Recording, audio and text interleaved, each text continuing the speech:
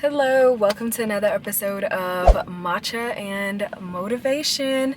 It's your girl B, here to bring you your weekly dose of inspiration, motivation, and some encouragement. So, first things first, let me go ahead and give you guys the tea on today's Matcha of the week.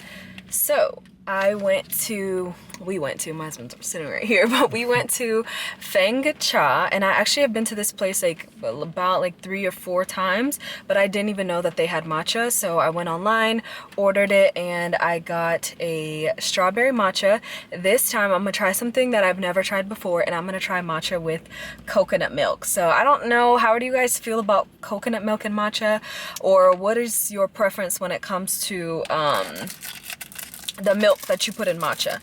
Okay, it's gonna open it for me, and I'll give you guys my first impressions. I did go ahead and tell them to put less ice, and then I also told them to make it 50% sweet, so we'll see if that changes how it is tasting. So I'm gonna go ahead and just taste it before I go ahead and stir it. But obviously, I feel like I'm just gonna straight up taste this strawberry, but I'm just gonna do it. Okay.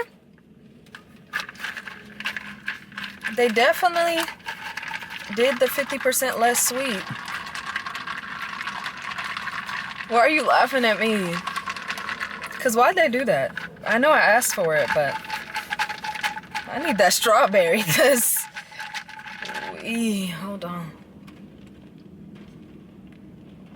It's coming, hold on.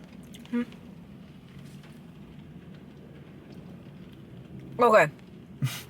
That was all strawberry. Ooh. I need something in the middle. Lord, that was all strawberry. Cut the cameras.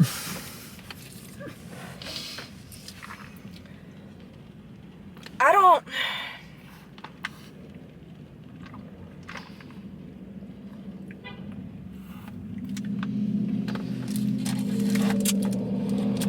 So, note to self, don't get 50% sweet again. I don't know what I was thinking. I thought the strawberry would balance it out. It's okay. Anyways, it's still good though. I would give it a 6 point. No, I'll give it a 7. I'll give it a 7 because that's my fault. I feel like if I told them to make it 75% sweet, it would be really good. But anywho, how's you guys' week's been going? How are you feeling? Are you feeling motivated this week? I'm not sure what day I'll drop this, but either way, I just pray that it just hits you on the right day. If you're watching this video, thank you so much. Go ahead and give this video a big thumbs up if you are, just having a positive mood. But I never even really normally plan what I'm going to talk about, and I don't even know this second what I'm going to talk about, but I'm just going to let the spirit lead. But I just been more so just wanting to encourage you guys today about not being afraid to be different and really appreciating the differences and the uniqueness that God has given you, because I feel like so much of our time we spend trying to be like everyone else, whether that is trying to follow the footsteps of someone else, whether that's trying to look like someone else, whether it's feeling like you have to bend to the status quo rather than embracing the individual path that God has called you to walk on. And I feel like the moment that you stop resisting the path and the race that God has called you to run, rather than being so caught up in oh my gosh, I'm not as fast as this person, or why does it look like I'm so behind, but it's why are you paying attention to everybody else? Run the race that God has called you to run. So regardless of what your journey is on right now, I just want you to look in the mirror and appreciate the uniqueness that God has given you. Your story nobody else has, your background nobody else has, your fingerprint even nobody else has. So I think as the same way that God made our fingerprints so unique, I believe the same way, regardless of even if someone's from where you're from, has your same name, regardless, nobody is you, and that is truly your power. So I think in embracing that rather than trying to assimilate to copy somebody else's identity, right? Putting your identity in God and putting your identity in, I love what he did to make me. Like, I'm fearfully and wonderfully made.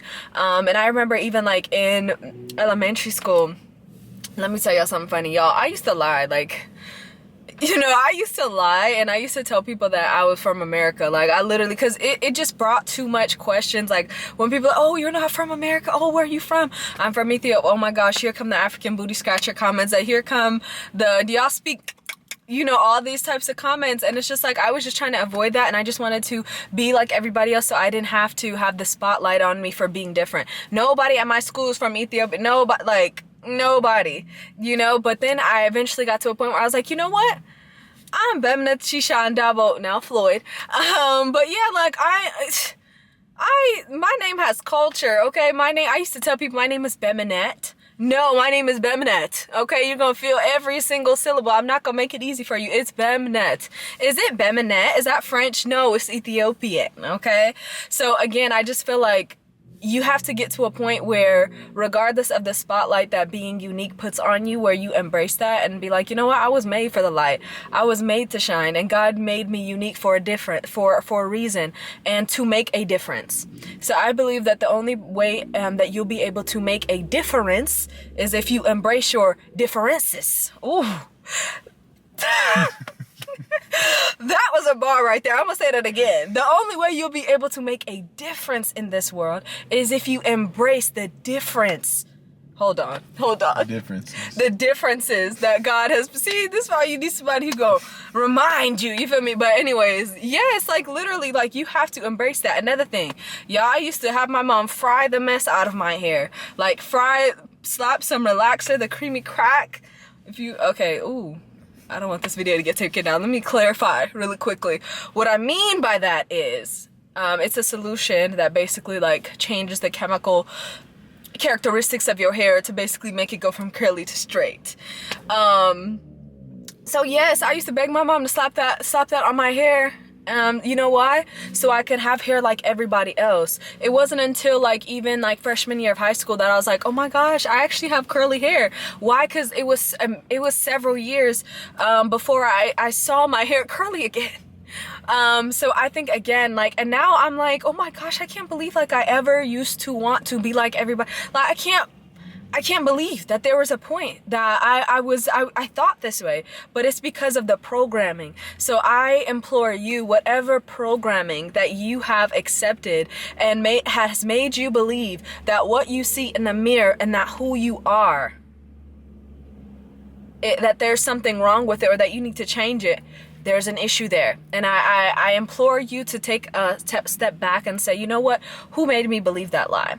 And I think the best thing that will help us get to that point again is truly putting our faith in Jesus and allowing him to be the lens that we see ourselves. Because when you see yourself the way that he sees you, number one, you have grace for yourself. Number two, you have love for yourself. Why? Because you understand, if he loved me so much that he was willing to show it on the cross, who am I to say that you made a mistake when you chose me? Who am I to say that I'm not good enough to be chosen and called and set apart for a purpose such as this? Who am I to deny what the Lord has said is good? You get what I'm saying? So I just encourage you in this era of Valentine's, in this month of love, to really truly practice self-love, to really practice looking in that mirror and say, you know what, God, thank you for making me me. I want you to say that with me right now. Whoever's watching this video, I don't know who you are, but say it with me. 1, 2, 3, let's go. Lord, thank you for making me me. Period. Full stop. No comma. Period.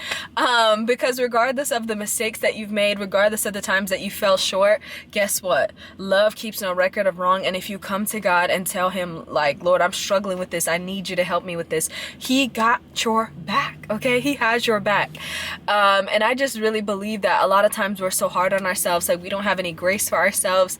But it's all about the journey of becoming more and more, of becoming the person that God has called you to be, becoming the woman that God has called you to be, becoming the man that God has called you to be. But you got to have grace for yourself in this journey of becoming. And don't let the enemy make you put a period right where God has put a comma. Your story is still being written. Like the Bible says, you know, he's the author and the finisher of our faith. So if you're still here, guess what? He's not done working. He's not done writing. So you just got to let God have the pen. You gotta see, I got props in here. God already knew the message. I didn't know what it was gonna be, but the Lord did. So listen, give him the pen, okay? And let him write the story of your life. When it comes to your love life, let him write it. When it comes to your finances, let him write it. When it comes to your career, let him write it. Why? Because if you're too busy trying to play God, if you're too busy trying to tell God what you need to be doing, guess what?